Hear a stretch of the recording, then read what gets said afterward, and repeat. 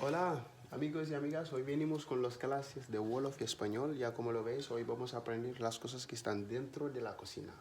¿Ya? O los objetos también es lo que vamos a aprender. Como lo veis, los objetos de la cocina. maa ngi leen di nuyu ku ci nekk mbokk yi ku ci nekk turam santam tey dañuy jàng bagage yi nga xam ne noo nekk ci waañ bi comme ni ngeen ko gisee los objetos de la cocina. bu ñëwee fii bind nañ ko article yi ya lo hemos escrito en Wolof y en español también. Vamos a leerlo para que así lo tengáis bien claro. El cuchillo. El cuchillo. Muy paca bi. Paca. Paca. El cucharón. El cucharón. Muy kudulus. Kudulus. La espumadera. La espumadera. Muy kudu chinoir. Kudu chinoir.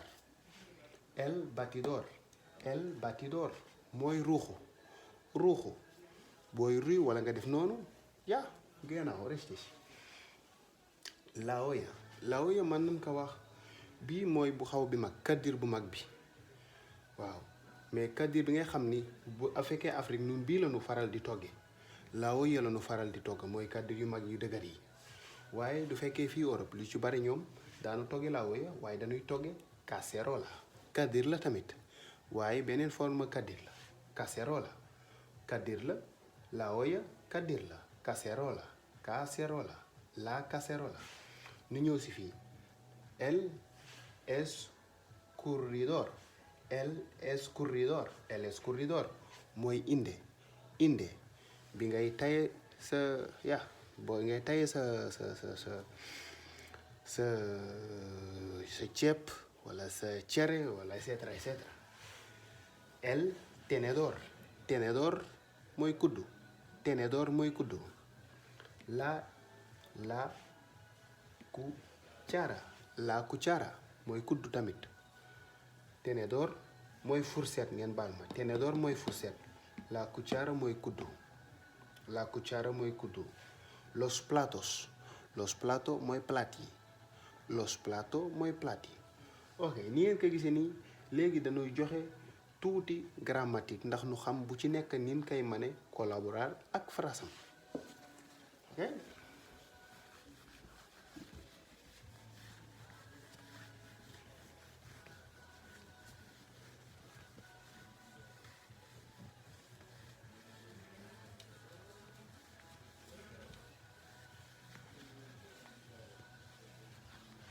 ok ni ñuy dem ci nii comme ni ngay xam ni dañ koy mane collaborer si waañ bi comme dañ koy wax yo estoy en la cocina ¿ya? Yo estoy en la cocina man maa ngi si waañ bi yo estoy en la cocina yo estoy cocinando man maa ngi togga tú estás cocinando verbe bi nag dafa nekk si kaw ni kon bu jogaar tú estás cocinando yow yaa ngi togga yow yaa ngi togga ok léegi fii lu fekkee dañuy laajte bagages yi ngay xam ni noo nekk ci waañ bi si queremos preguntar las cosas que están dentro de la cocina o las cosas que están en la cocina para que si alguien nos puede alcanzar estos objetos lo podemos decir en Wolof.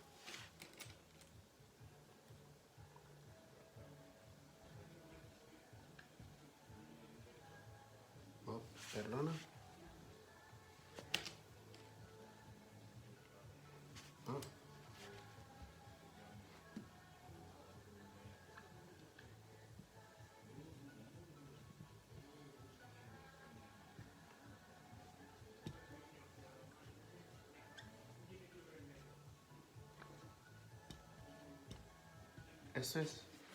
Esto es una pregunta. Man nga ma jottali inde bi. Entonces, mangama jotali indebi, en español lo diría.